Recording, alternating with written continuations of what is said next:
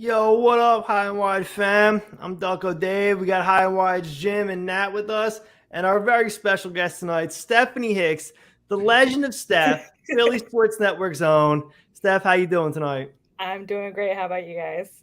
Oh, I'm hanging in there. Jim, Nat, how you guys doing? Could be better. I didn't have to watch that game, so I'm doing all right.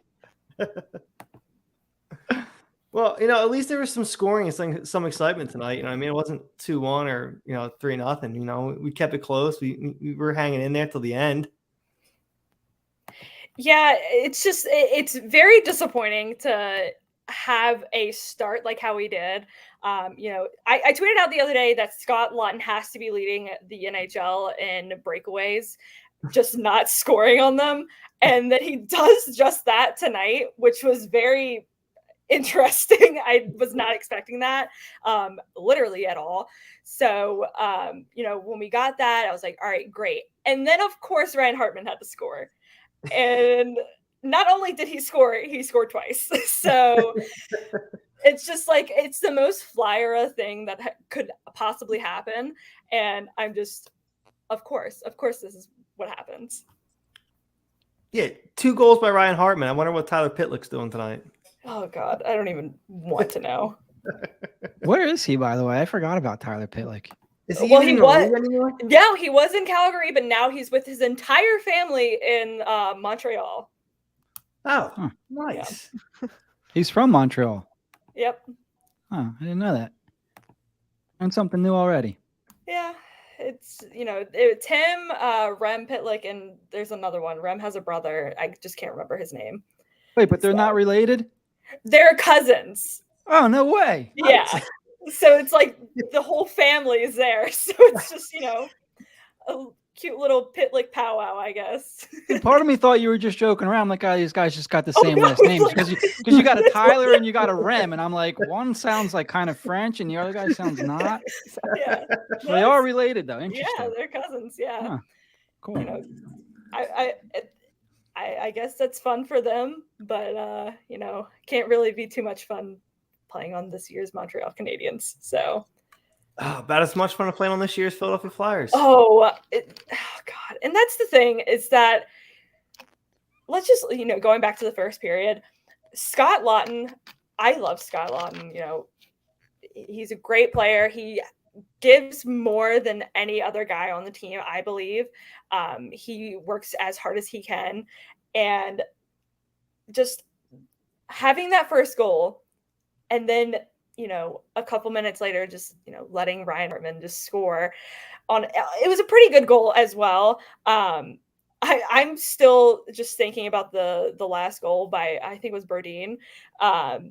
Just that absolute snipe to just right across everybody, and seeing whoever it was jump over the puck. It's just, I wish that we knew how to hold a lead. And I think that's part of our problem, is that we can score when we want to. We just don't know how to follow up, with, our fourth line, I guess. I'm not even really sure who our fourth line was, just because I feel like everybody was kind of playing. Well, most of the Flyers roster is a fourth line, to be honest with you. Yeah. Like you've got Claude Giroux, you've got Cam Atkinson, you've got all these, great veterans. And then you've got Jerry Mayhew. You could say Jerry Mayhew is a good, third liner. I wouldn't say he's a fourth liner now. And then you've got Travis Konechny, who finally scored after, however many games. I have him in fantasy, and I'm just like losing my mind on him, because I have him and JVR in fantasy. You haven't dropped them yet? I would, but our trade deadline already passed, so I can't do anything about it. So I'm stuck with them now. So, I'm just doing as much as I can, with that. But I was glad that he scored tonight. Again, another great goal that I don't think he intended to go in that way, but I'll take whatever we can get at this point. Yeah, I agree. Any kind of production we can get from Travis Konechny is good stuff there. I think he's disappointed a lot of people this year. So I love to see him doing anything, getting on the score sheet anyway. Nat, what did you see tonight? I thought the Flyers had no business in winning. So when we had the lead, I was like, we're gonna lose it, and we're gonna lose it in a heartbreaking fashion, and in a fashion that we're used to seeing, which is 2 goals very quickly in a row. Yeah. It's just the same old story every single time you see this game. Every time there's nothing else to say. And the fact that we're, still watching these veterans play while you have, guys down on the Phantoms who we'd rather watch, I think, to keep people interested, let us see the younger guys. We don't want to see JVR and Gandil every night anymore. We're tired of it. Yeah. I agree with that 100%. I'm so sick of the yo-yoing with all the prospects. I want Frost up here. I want York up here. Ratcliffe. I don't care. What are we playing for other than evaluating and seeing where these guys are at? Anybody that thinks the playoffs are still possible is, absolutely dreaming. They're out of their minds right now. Let's just get the young guys up here. Let's see what they can do. I truly don't care about, I want us to have a winning culture and always put the effort out there, but I want to see what these guys can do. I'm not sure how much more playing 20 minutes a night in the AHL is going to do for them. Let's just let them go. I want Frost playing on the top line. Put Giroux, Axe, and Frost. Let me see what he can do with studs. Put Ratcliffe in the top 6 too. You know what I mean? Have your quarterback in the power play. That's what I want. I don't want to see. I don't want Yandel trolled back out there again. All right. You know what I mean? Let's just go ahead. Let these kids play. Let's see what can happen. You know what I mean? Jim, what do you think, man? So my opinion is not very popular here, I don't think. And you need that one person. Because it's one thing, you kind of have to, there's a way to do things, I think, now, right? And you want to showcase some guys because we all know the trade deadline's coming up. It's less than 3 weeks away now. It feels like it's been 3 weeks away for the last 2 months, but you want to showcase some of these guys. You got to get Brassard some playing time. You need to show teams that he's healthy. Yandel, I'm not sure what's going on there because he's got the no trade or no movement clause or whatever, which is very odd. But guys like that, you want to showcase, potentially move them. Once the trade deadline is done, then call up Ratcliffe, call up Frost, call up Lazinski, Zamula, whoever you want to call up, because after the trade deadline, now there shouldn't be any reason to play vets over kids. You should, without doubt, be looking forward to next season after the trade deadline. But I understand, at least I hope that's what they're doing. I hope that they're showcasing guys. I hope that they're not still trying to actually, I hope that they don't think Derek Brassard is going to help them win games. Do you know what I mean? Because if that's the case, then I don't know what's going on really, but they should be thinking ahead to next year. They should be showcasing vets after the trade deadline. Yeah. Do whatever you want. Call up all the kids if you want. It doesn't matter. I mean, you're really showcasing Brassard. I mean, look at that turnover he had tonight. I know. And in some cases, maybe it's backfiring a little bit, but maybe some teams are desperate and they'll go, we'll give you a 7th for Brassard, or you take whatever you can get, I guess. Yeah. Well, I mean, Brassard averages 1 game a month. So you can showcase him when you can. Go ahead, Steph. Something that, we also have to think about, G's not the only one that's going to go. Brassard's not the only one that's going to go. We've got Justin Braun. He's probably going to go somewhere. I know that Elliot Friedman tweeted out yesterday that Rasmus Ristolainen was rumored to, be in talks with Edmonton. And I thought that was really weird because I don't know why they would want him, but they also signed Evander Kane. So what do I know? That would be an interest. I don't know what we would get back for Ristolainen. I was not a fan of that trade to begin with. I am a Robert Hagg stan from through and through. I love Robert Hagg with all my life. He's my favorite. He was my favorite Flyer last year. And when he, got traded for Rasmus Ristolainen in probably the world's worst trade I think I've ever seen, it's just, what can we get back for Ristolainen? Teams know how he plays now on a decent team. You know, yeah, we're not good, but we're better than the Sabres, and we're better than the Sabres have been. And you know, he's still not producing to the level that people thought that he was. So I'm just wondering what people think we can get for him. I don't know. From what's going on in the Flyer Twitterverse, it sounds like that it's Risto and his agent that think that he plays better in a playoff series, and if he could just get off bad teams, he would actually, you know, show up. But he would actually show up in a playoff series, and that's where he's going to get paid. So he just wants to go to a playoff contender to show off his playoff skills, and that's where he's going to get paid off. Can I be honest with you?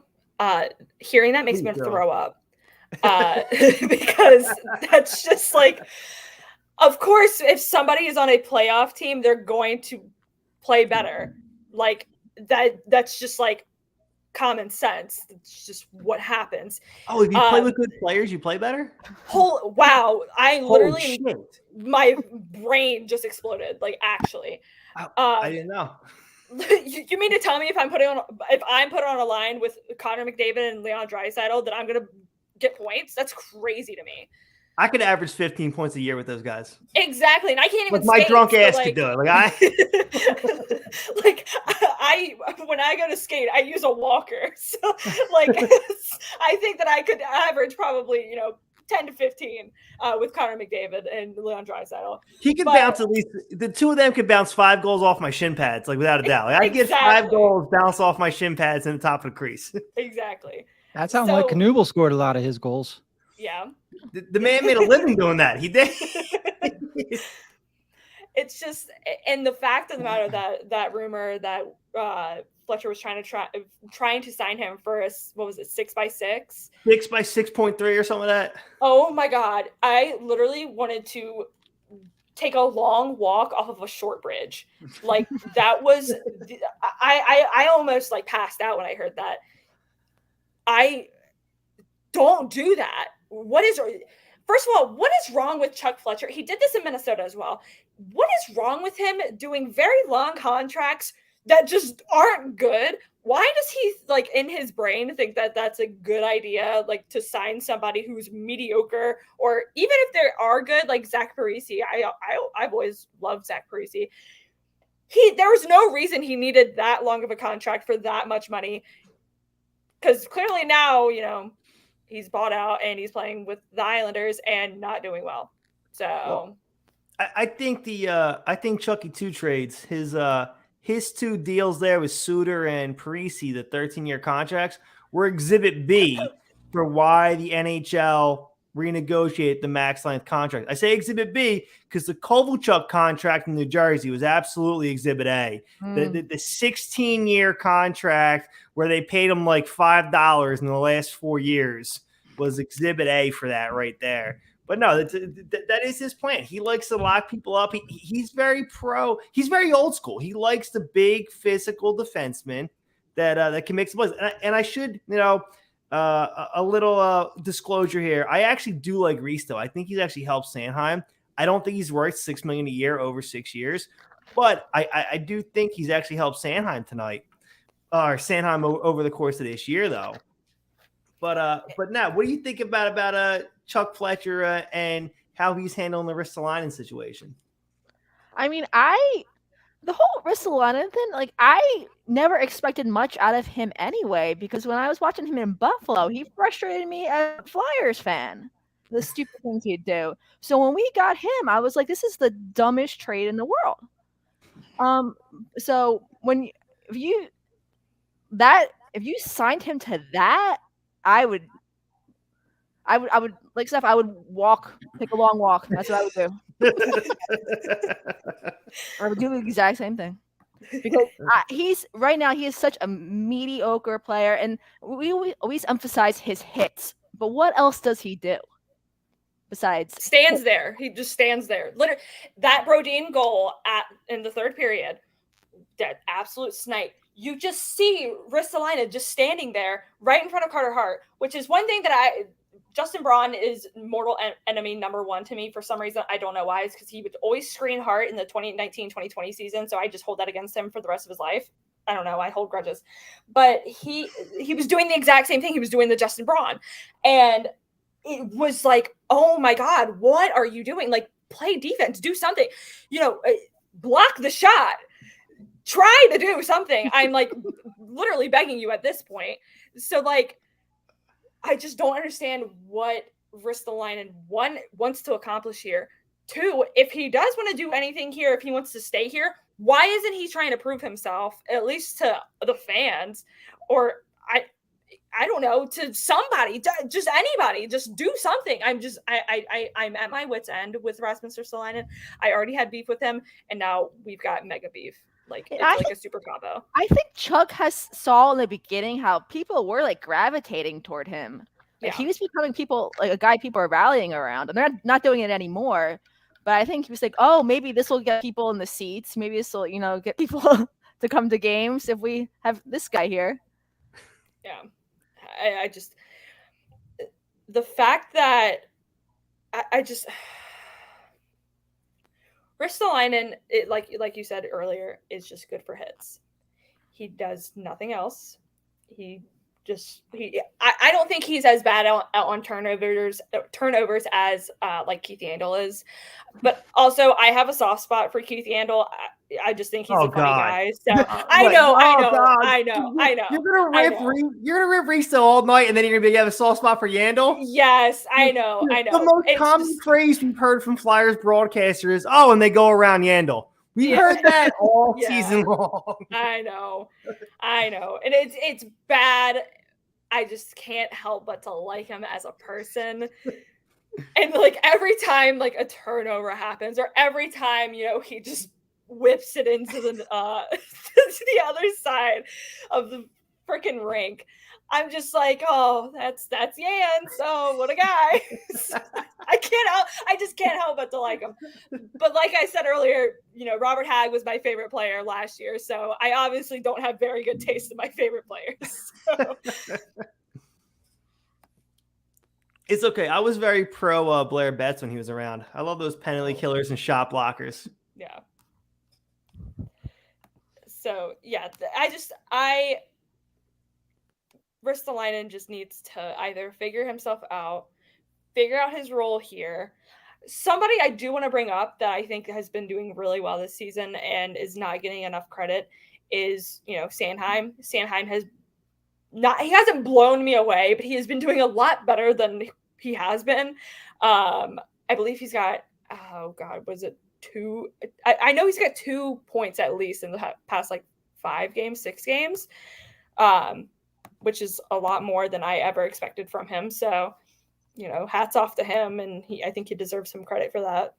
No, absolutely. I actually agree with you on Sanheim. I was pretty hard on him for the first half of the year, but I think he's looked great these last, 6-7 games or so. Active. You hear his name a lot. He's jumping up into play. He looks assertive. He looks confident, which is something I thought was lacking. He looks like when he gets the puck on his stick, he looks like he's ready to try to make a play, try to do something, which I think is a big deal.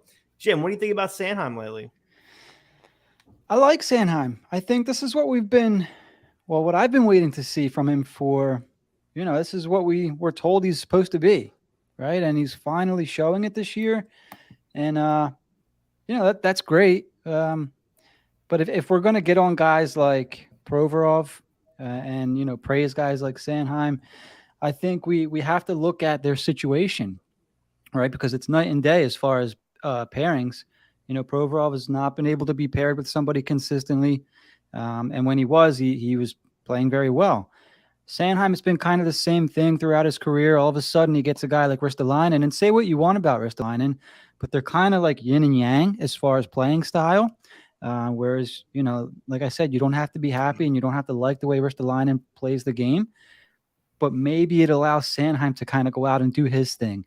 Even if you don't agree with that, just them having the comfortability playing with each other, I think allows Sanheim to perform the way he is and the way that we've been waiting to see. The way he's playing right now, I don't want the Flyers to move Sanheim. I want them to sign him long term, because I think, usually you see players, defensemen at least, start to grow and really break out when they're like 25, 26. Like this Cale McCarr stuff and, Miro Heiskanen, they're the anomaly as far as defensemen go, offensive defensemen, right? Like most players are like Sanheim. They develop when they're 24, 25, 26. And so maybe we're seeing it now. I'm not going to say that Sanheim's going to be a McCarr, but he's going to be a serviceable, second pairing defenseman for the foreseeable future, I think. That's what I like to hear, and I like the point you brought up about Ristolainen playing his role there. So we spent a little bit of time talking down on Ristolainen, but how much has Ristolainen contributed to Sanheim's success this season? Nat, you're making a face. What do you think about Ristolainen contributing to Sanheim? I think he's contributed a lot. Like when the season first started, Sanheim was a problem. Yeah. That was the one person that all of us were going after. Like every time someone scored a goal, you're like, where was Sanheim on that? Like that's the first thing you look for. So I really think the progression here with Ristolainen has really. But I thought Sanheim was good last year too. So I mean I don't know if it's all Risto. I think he's just a good player, but I do think having that same guy with you all the time helps. Yeah, I think familiarity definitely helps. You hear it in football with like offensive linemen. When they play with the same group all the time, the same 5 guys go out there, you get to know each other, you feel comfortable there, you trust each other. And I think that's kind of what you see with Sanheim and Ristolainen this year. They trust each other. They kind of have a sense of how each other's going to play. Regardless of how you feel about Ristolainen, I mean, obviously Steph made it very clear that Ristolainen has no place in the future of the Flyers, how she put it out. But I think you played a role in building up Sanheim. Steph, do you agree? I do agree to a point. I think that Sanheim also, I think he's just growing as a player. He's around a bunch of veteran defensemen, constantly. So I just think that he's learning. He's actually listening. He's not being a child defenseman now. He's just, I don't know. And I feel like him also having, Cam York up every once in a while makes him want to grow more because he's always been, the younger guy. He's never been the veteran that's looked up to or anything. And I think that having, Zamula and having Cam York come up, gives him that extra push to want to be, a little bit better and actually become a veteran defenseman that he's meant to be. That's just my personal opinion. It could be the exact opposite. He could be thinking that, I've got some, young buddies to hang out with now. Let's goof off. But, I think that, being around all these veterans and then having the young guys that, I think he wants to prove to, not only himself, but to us and to, Mike Yeo and to Chuck Fletcher, like, I'm here, I'm going to play really well.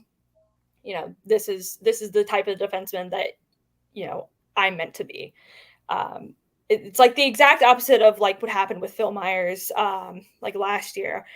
I've never seen a progression just drop like Phil Myers did last year. Him and Sanheim together, I think it was him and Sanheim, just might be one of the worst defensive pairings I've ever seen.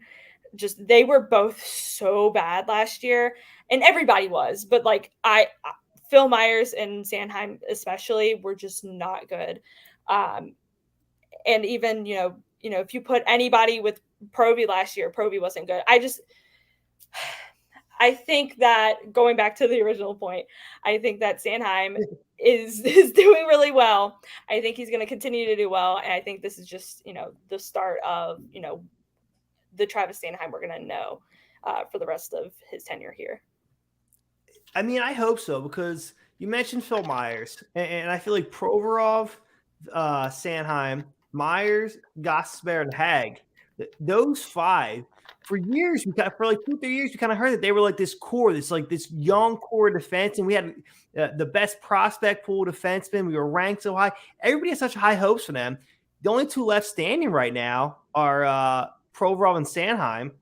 And I feel like Provorov doesn't reach his ceiling unless he has a veteran defenseman working the pair with him. And Sanheim, this is the best I've seen him in the 3-4 years he's been up here.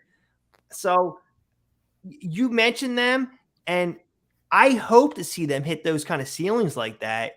But like, what do we really have in those guys? Like Provorov was talked about as being a franchise defenseman. Sanheim was talked about as being this dynamic offensive defenseman. Like these two are supposed to be the building blocks, the foundation of like a top 4 defensive core right there. Like, how much do we really have? Like, Nat, what do you think? Like what do we really have in Provorov and Sanheim right now? We don't have anything in Provorov right now. I wish we could get rid of him because he is so frustrating to watch because we built him up so much. And you know what? He was at one time the best player on the ice at one time. And it may be because he had Niskanen next to him or something with that. But he's played with Justin Braun enough this season where he should be, used to it already. So there's no excuses. Like, for me, there's no excuses why he's not playing well. I mean, I'm just hoping he's like with everyone else, and next season, a light will come on and everything will be okay because he's better than what he's playing right now, and I'm tired of watching him not playing well. No, it's like his heart's not in it or something. I don't know what it is. No, I agree 100%. I feel like he has a hard time accepting being the guy. He needs somebody else. Like, he did so much better with Niskanen next to him. Like, I think I don't know if he can accept being the guy. Is he really going to be that role? He was compared to Nick Lidstrom when he first came up. I don't know if you guys remember those comparisons, but when he came up, people talked about him being the next Nick Lidstrom. Like, you kidding me? That guy patrolled the blue line for the Detroit Red Wings for 20 years. Multiple Stanley Cups and a Hockey Hall of Famer. That was the initial comparison for Ivan Provorov. And he hasn't even come close to living up to that. He couldn't even tie up Nick Lidstrom's skates. So, Jim, what do you think about Provorov, man? I think he needs an off season, as lame as that sounds. Another one? Yeah, I know. Things were supposed to be different for him this year. Things were supposed to be different for the team. He plays like 24, 25 minutes every night, and he's not exactly playing fun minutes because he's paired up with a third line defenseman going against, other teams' top 2 lines night in and night out. Power play is not great this year. Like, the game's not fun if you're Ivan Provorov. And I think once you let everything kind of get in your head and all that, and I know all teams deal with COVID and whatnot, but people handle it differently and all that kind of stuff, and you can kind of see things mentally kind of wearing on him a little bit this year, in my opinion, and that's why I'm saying I think he needs an off season. I think he needs Ryan Ellis next year. If Ryan Ellis played this year, in my opinion, we'd be seeing a totally different Provorov, a totally different power play. Things would be calmer. Unfortunately, the guy played 4 games, and that's why I can't get behind the move Provi train until I see him and Ryan Ellis together for an extended period of time. And it sucks that we got to wait, but that's kind of just the way it is right now. Unfortunately. So that kind of leads into the injuries, not just Ellis, but Hayes also. Brassard played, averaged 1 game a month, basically this whole season. Like, some of these guys that came in, that we thought were going to make differences haven't really done it. So a lot of people, including some people here at High and Wide, think we should burn it down. But what if these guys do come back? Couturier, Hayes, Ellis, and even if they're not what they were, what if they're 90% of what they were? If they're 90% or 85% of what they were, what does that make us? Like are we that competitive next year if we get 85% of Ellis, Hayes, and Couturier? Steph, what do you think? You're smirking over there. So I have a feeling that if they came back and, they were 85%, I think we would be back to being mediocre. I don't think that we would be good. I think we would be back to, first round exit and, a number 12 draft pick. And that is exactly what I don't want. I rather either I want us to just be horrible and just be shit and just like tank as hard as we can so we can get good draft picks. We cannot, fumble the bag like we did with Nolan Patrick and JVR. Exactly. and we can, become something. We can build around something. Chuck Fletcher mentioned before that our core is Coots and Farabee and Carter Hart. I'm okay with that. Those people can be our core, but our farm system and our current team right now is only good enough to be mediocre. It is not good enough to be good. If you think about it, I mean, the perfect example, thank you, Chuck Fletcher, we are the Minnesota Wild, what the Minnesota Wild used to be. They have been the Minnesota Mild forever. And now that Chuck Fletcher is here, he has turned us into them. Not even like joking, literally bringing everybody over from Minnesota to the Flyers. Like, if it wasn't an old boys club before, with, Bobby Clark up at the top, and, it just all the Paul Holmgren, all those guys, every Flyer, I mean, if you played for the Flyers, you're going to be somewhere in the organization. Now we're the Flyers and the Wild. So we've got the best of both mediocre worlds. I've always been a fan of the Wild just because they've always reminded me of the Flyers, which is half the reason why I wanted to do this post game, is because I like the Wild because they are the Western Flyers, and we noticed that tonight because Ryan Hartman again scored 2 goals on us. Should have been ours forever, but guess we were like, you know what? No, give him away. And now he's second in scoring for the Wild now. Wait, but you hang none of that on Hextall though. That's the only guy you didn't mention with Hextall. Okay. So you hang none of that on Hextall.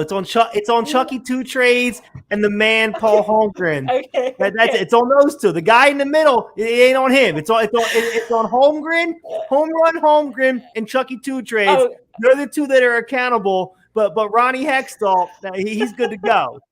Okay, Ron has.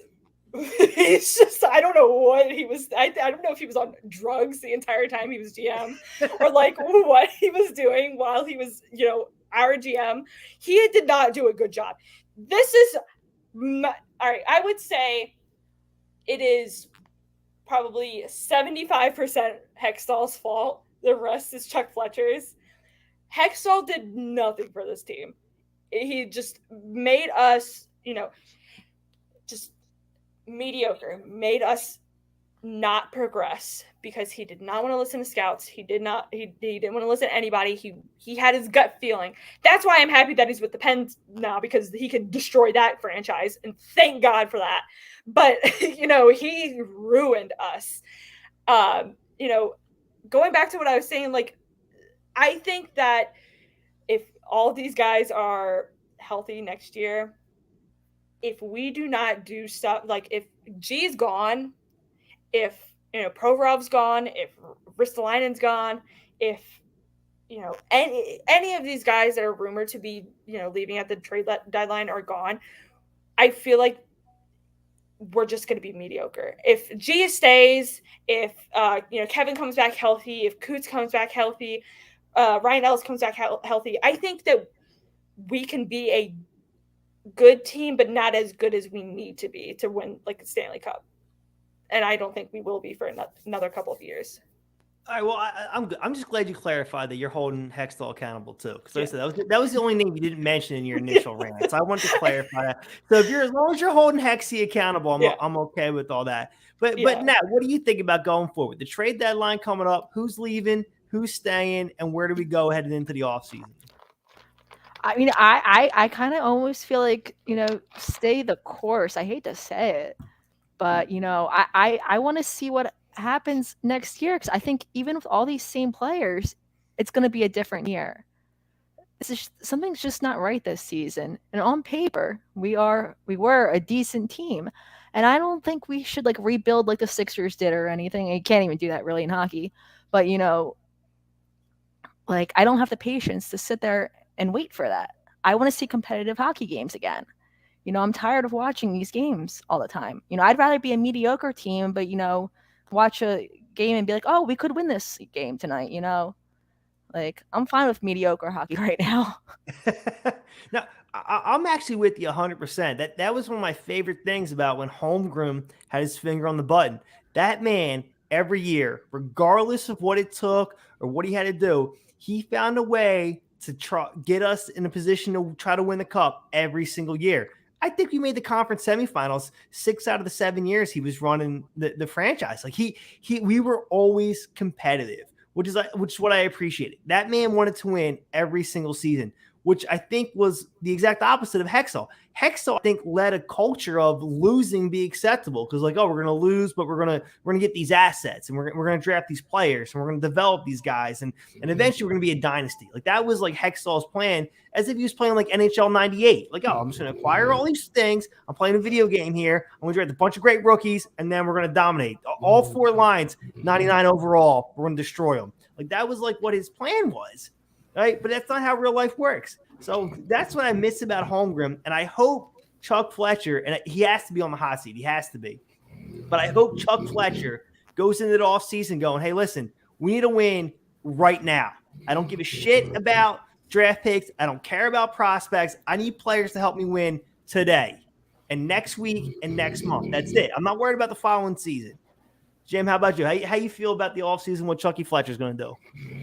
So I'm just going to throw out a couple teams to you, and what I want to see if we can do is if you can name 2 superstars on these teams. So Calgary Flames, first player that comes to mind is? Johnny Hockey. Johnny Hockey and Matty Tkachuk. Right. But, so at this point, though, would you say Matt Tkachuk is a superstar, though? No. Not I yet, mean, he's right? probably the second best player on our team. Yeah, Like, for sure. For sure. No, you're right. St. Louis Blues, first superstar that comes to mind. O'Reilly and Perron. Oh, Tarasenko, too. Yeah, Tarasenko, I would. Yeah. So, and then Minnesota Wilds, obviously Kaprizov and Krill and Zook. I don't. Yeah. So it's like these teams only have really one superstar, and then they're kind of constructed, in my opinion, for the playoffs, right? They're except for the Calgary Flames, they're kind of bulldozing teams lately, but. You just need to build a team that's built for the playoffs. I don't care if they don't finish number 1 seed, because you know who's finishing number 1 seed year in and year out? The Colorado Avalanche. How many Stanley Cups have they won? Right? The Caps did the same thing for a long time. A bunch of President's trophies and out in the first or second round. Yep. Right. And look at the Montreal Canadiens last year. Say what you want. It was a fluke. They had a path, basically built in for them to go to the Stanley Cup, but they still had to come back and beat the Leafs from 3-1. You build a team that's built for the playoffs. I don't care if you sneak in at the 8th seed. All you need is the right matchups, and you never know what can happen. So I guess this is why I'm so anti tear it down, because in my mind, if you tear it down, it's going to take years. It's going to take not 1, not 2, maybe 3, 4, 5 years until the team's ready to contend, and I'm not sitting through that. That's why I'm so far against it. I'm with you 100%. Bill Meltzer came on and said a few weeks ago it takes 7-8 years for a full rebuild. Yeah, I'm not waiting another decade. Absolutely not. Like, get the hell out of here. Find a way to win right now. Go ahead. The one thing I will bring up though is look at Detroit. Detroit was literally last in league in 2019, 2020. Yeah. They were mathematically out in, I believe it was January, which was like one of the fastest times any NHL team. After a quarter century of making the playoffs every year, yep. Yes, and now they've got Sider, who's the best rookie in the league right now. And they're doing pretty well. And I don't know if they're in a playoff spot at the moment or if they're still in the run for it. I would have to look that up. But, their technical rebuild was only 2 years. And they're doing really well this year. And I think half of that's just because Larkin's doing amazing. And like I said, they've got Sider. But, that's one that I'm like, all right, if we could do something like that, if we could just get, a couple guys, a really high draft pick that's just really good and that no one's like really looking out for, if we could just get that would be great. But I don't think that's going to happen. I think that we're just going to stay in this rut that we're in right now. And I don't want that, which is why I'm only like, let's, at least this year, let's tank. Let's get a really high draft pick and then go from there. Well, here's the thing. The high draft pick would be Shane Wright this year. And so, in all seriousness, the way I feel is that I don't even give a shit about this 2022 draft. Mhm. I would rather full fade the 22 draft, find a way to load up for the 23. Every single veteran we trade, if we trade at the deadline, don't even ask for a 22, ask for a 23 pick. I want to be like what the Philadelphia Eagles have done. The Eagles, in our own backyard, consistently load up on first round draft picks on drafts they want so they can manipulate that draft, move up or down the draft board however they want to. So let's just identify that, hey, listen, we want 2023. Don't even ask for 2022. In fact, even offer up the 2022 pick we have as a bargaining chip. We don't even want it. Let's just get it let's just push it all over to the 2023. And that's how we should reload, right? That's personally how I feel. Now, what do you think about 2022 draft versus 2023? I mean, it's easy to say that, but I think everyone who's looking to make their team better is thinking the same exact thing. I mean, it's not like oh, we just go get 23 draft picks and the Flyers are going to be great. Like, it's not going to work out that way. I mean, I'm not excited about the next year's draft, but you never know. Like, you never know who's going to be a star, and I think sometimes you just you take your chances. That's why I don't love always like focusing on draft picks, because we have not picked the greatest players, and I don't know if I trust us to pick the right players. That's accurate, 100%. I will support that statement right there, 100%. Yeah. Not only that, not only have we not picked the right players, we haven't developed them either. Even guys we have drafted that have shown promise, I think we've stunted their growth. I think Morgan Frost is a very current example that this guy, like everything I've heard from different people, whether it's the Twitterverse or things I've read, is that they're basically trying to like tear this kid down and make him into a different player. Because they're telling him he needs to be a two-way, 200-foot player. Listen, you drafted the guy for his offensive upside. You drafted him for his scoring talent, his playmaking ability. Let the guy do his goddamn job. It's what you drafted him to do. Why do you want him to be a penalty killer and a checker? Let the guy play with playmakers. Let him play with scores, and let him do his damn job. Let him do what comes natural to him. You know what I mean? You can't just – not everybody's a 200-foot player. Not everybody's a checker. We don't need a bunch of middle six forwards. We need some playmakers. Nobody's out there asking Connor McDavid to go out there and check a bunch of forwards all night long and block a bunch of shots. You know what they want Connor McDavid to do? They want to score some goals and set his teammates up. That's what they want this man to do. You know what I mean? If you draft guys for their offensive talent, their offensive ability, let them do their job.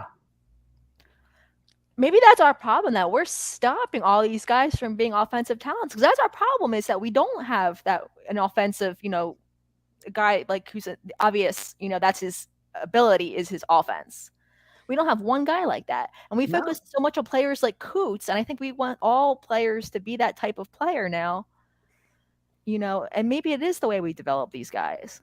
I mean, it's the exact reason why Scott Gordon left. I mean, he was not about that. He wasn't about like how AV wanted to, go about, developing players. And that's why he left. I feel like if we still had Scott Gordon, we would be doing a lot better, not only in the AHL, but with developing these guys. We're not getting anything done with Lappy down in the AHL. We're really not. Steph, you're absolutely right. I'm glad you brought up Gordo, because I'm not going to lie. I wanted Scott Gordon to get the head coaching job of the Flyers when he became the interim head coach. That team took on a new life. They took on a new identity, and I felt like players were playing with confidence. And now the AV hiring wasn't a bad hiring. I liked the thought process about it. The guy had been successful, but he never got a cup, so he was still hungry. I liked the thought process. He had a track record of success and still needed that cup, to put him over the top. So I liked the thought process. But, man, Scott Gordon had that team playing the right way that second half of the season. And I would have liked to see him stick around. And, obviously, with the success he had as the interim head coach of the Flyers, he wasn't going to take a demotion and go back to the AHL. He was going to go do his own thing, which is fine. I agree with him for doing that. If you're like, hey, listen, I did a great job. You don't want me to keep doing a great job. Screw you. I'll go do my own thing then. You can go ahead and hire whoever you want. But no, I agree with you. I'm glad you brought up Scott Gordon, because I completely agree. I would have liked to have seen him stick around and see where this core would have been if Scott Gordon was running the show instead of AV. Jim, what do you think about AV? I like the hire at the time, but in hindsight, maybe like he's a coach you bring in when your roster is set, and it was a weird time to bring him in, wasn't it? Like the Flyers weren't good yet. And they brought him in and kind of did it backwards. Like they brought in the coach first and then tried to reconstruct the roster. Don't forget, AV was signed for 5 years. He was supposed to be here for 2 more seasons, right? Like he wasn't here on a 3-year deal. So it's not like they just fired him in his last year of his deal. Who could have foresaw what happened? But the AV hire, I think, was maybe a little premature. If looking back, maybe they could have kept Gordon around for a year or two if they knew they weren't going to like contend.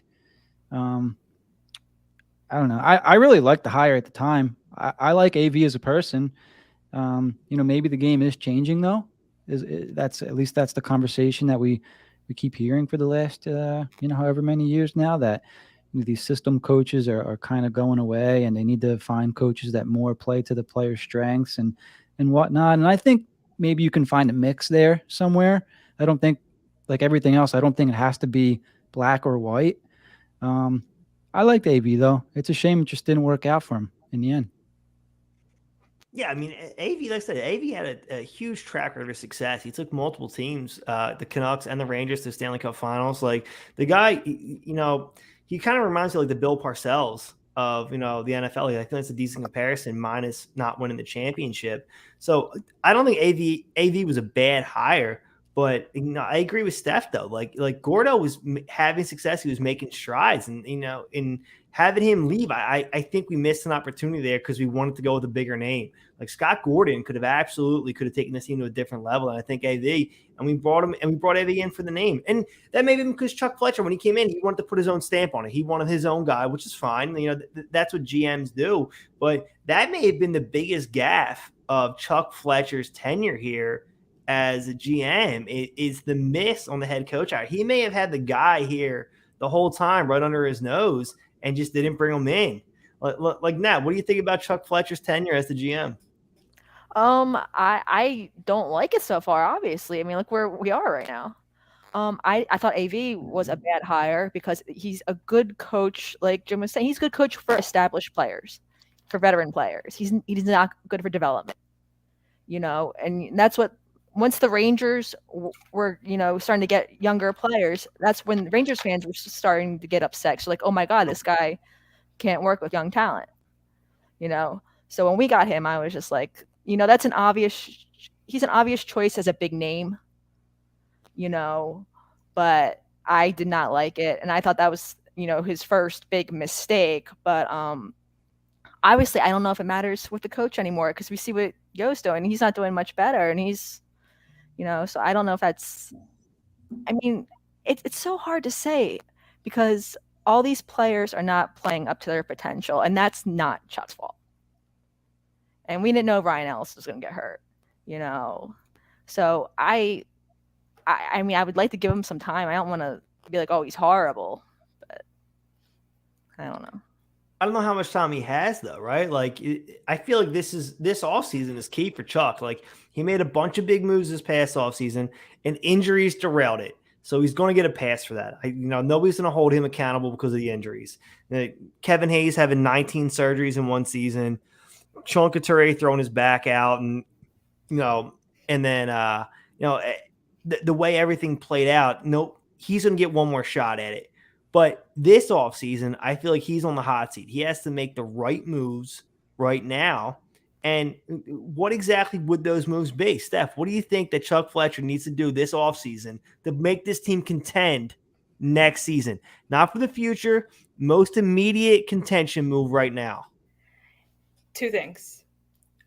We need a defenseman that we can put with Provorov, or even with Ryan Ellis, and have Provorov move down to the second line so that we can have him just, not have as much pressure on him, have him develop himself so that he can become a first pair defenseman.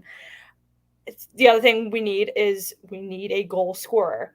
We don't need somebody who passes. We don't need somebody who, just, sits in front of the goalie. We need somebody who is a sniper, who can shoot, who will shoot, and score. Those are the two things that we need to be able to be contenders next season. Everything else, we can leave, for the past, or like we don't even really need a really good backup goalie, if I'm being completely honest, next year. Martin Jones is okay, but I still have a lot of faith in Carter Hart. So, but that's just me. I just think that our main thing is defenseman and first pair defenseman, and our second is an actual goal scorer. I agree with that, and I like the point you brought up. I don't know what's going on in your room right now, but that's sorry. My brother just came home from college and just scared the shit out of me. So give me 1 second. Okay, that's my favorite part of the show right now is Steph yelling at her brother. but no, I agree with what she said. But and honestly, she mentioned Carter Hart and not needing a backup goalie. There used to be times that that goalies played 65, 70, 75 games a year. Like, do you think that the Flyers could come reinstitute that? Could Carter Hart be that kind of workhorse, 65 plus games? Jim, what do you think? 65 games a year for Carter Hart starting next season? Nah, I think those days are kind of gone. And I just don't see that happening. Probably 55, 60. Because you got to factor in the cup run next year too. Like that's a lot of games to play. That's an 82 game season right there. That's true. We got to worry about we got to worry about the 16 plus games in the playoffs for Carter Hart. That's true. We should definitely worry about that. No, I think you give your backup 25 to 30 starts. I think you do need a strong backup. I don't think you want Carter Hart playing 65 plus games yet. In my opinion, I could be wrong.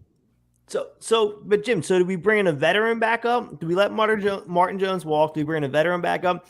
We got Sandstrom and who's the Russian kid we got? We got two of them coming through the pipeline. Ustimenko's over here now, and Fedotov. They're talking about signing. Yeah. So who is the back? Who's playing those 25 games for Carter Hart? Who's spelling Carter Hart 25 games next year? I'm hoping one of those guys has a good camp, and typically you don't want to.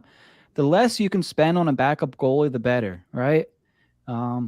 This year, I think they're paying $2 million to Martin Jones, but if you can get away with, these guys on the contracts that they're on now, $1 million or less, and they work out, that's pretty good. That's right. I mean, they can't be worse than Martin Jones this year. Real quick, because I know we're giving Martin Jones a lot of credit, and that's great because the team is really bad. You go look at his numbers, not good. Right, and I know, Jim, we're trying to sell him off here, man. Like, dude, you're not helping.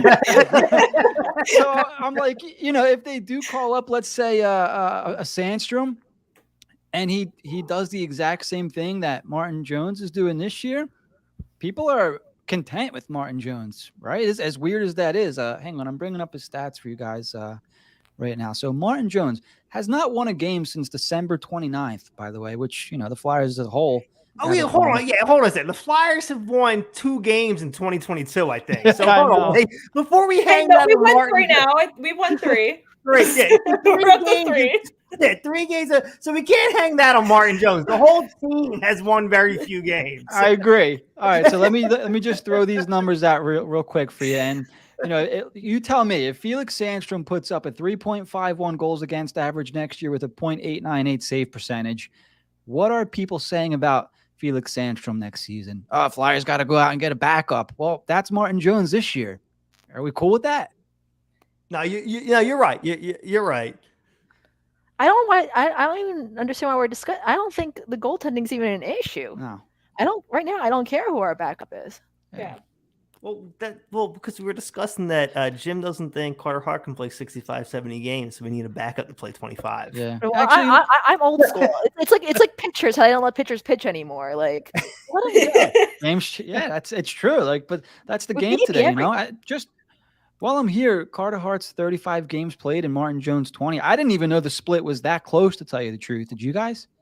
No, I didn't. I would rather ride Carter Hart. I would let Carter play 65 plus games. I really would. But then you don't know when he's going to get his next eye infection because he's got freaking pink eye. Like Yes. Carter Hart always gets the weirdest injuries. Wash your pillow, Also, Carter. Jesus. Yeah, Jesus. Like, who's farting on Carter Hart's Dude, pillow? somebody's just messing with him. You know, like he's like the young kid. Somebody's just messing It's with probably him. Martin Jones. He wants to get us started. But I like having that veteran backup.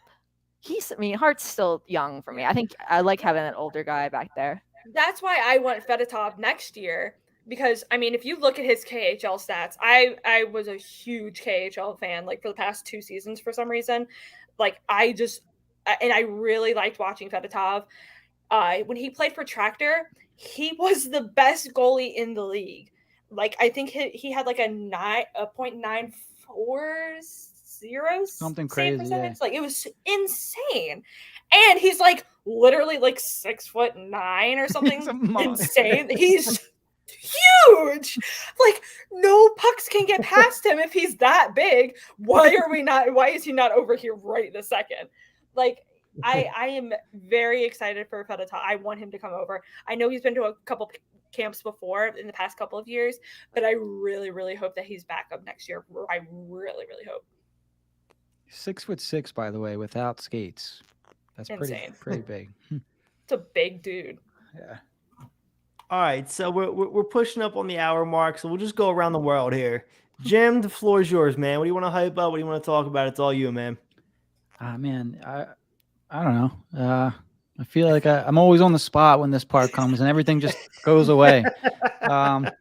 Yeah, we had Marco D'Amico on the show earlier in the week on High and Wide with Jack, and I think Kyle was on there. Maybe he wasn't. But yeah, check out that show. A lot of information on the Montreal Canadiens, and Jeff Petrie rumors and whatnot. So a lot of good stuff there. Marco's the man, and had a good time hanging out. And that's it for now, at least on my end. You got a lot of stuff going on, but go ahead.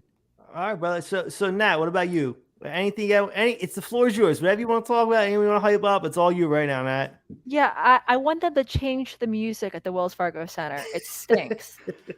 Like, it doesn't get people pumped up, and now we can hear it better because no one's cheering or anything. It's awful.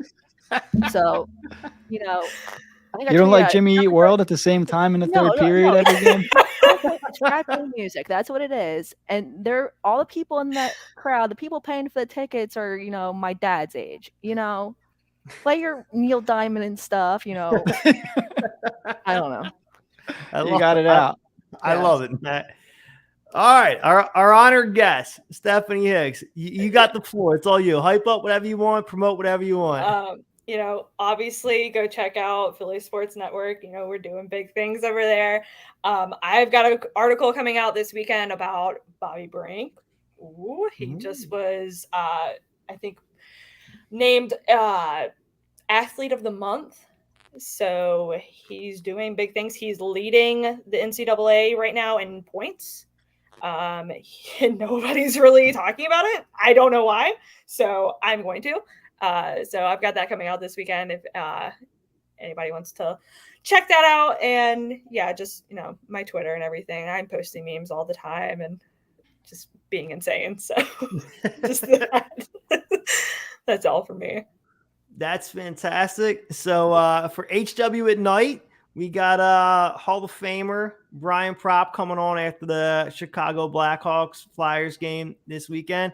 It was pretty interesting. He emailed me and confirmed the date that he was going to come on and asked me about buying cigars. So I went and purchased some cigars from his cigar company, and then he called me. I was getting a phone call from the number, and I was like, oh, it's in New Jersey. Like I should answer this phone call because now my stuff's out there. I don't know who. I'm like, it might be somebody that wants to come on or something like that. And I'm like, hello. He goes, hey, it's Brian Propp. I was like, holy shit. I'm like, oh, I got a Hockey Hall of Famer on the line right now. I need to gather myself real quick. You can't just call me like that and just announce that a Hockey Hall of Famer's on the phone with me. And he's like, hey, listen, the credit card thing ain't working right now. We had to do a Venmo thing. I'm like, I don't have any Venmo. I my wife send it to you. I had to coordinate with Brian Propp and my wife to buy some cigars from him the other day. At least he knew what Venmo was, not like probably Joe Watson, you know. Listen, I love Joe Watson. Joe Watson was one of my favorite responses ever. Calls me up, goes, listen, man, listen, if it's on the computer and my wife's not home, it's not going to happen. All right, Joe, I hope your wife's home in time for the show. Yeah, me too. Okay, cool. So anyway, for the man, Jim Micavone, for Natalie, for Philly Sports Network, Stephanie Hicks, the legend of Steph, High and Wide fam, thanks for hanging out with us. Everybody have a good night.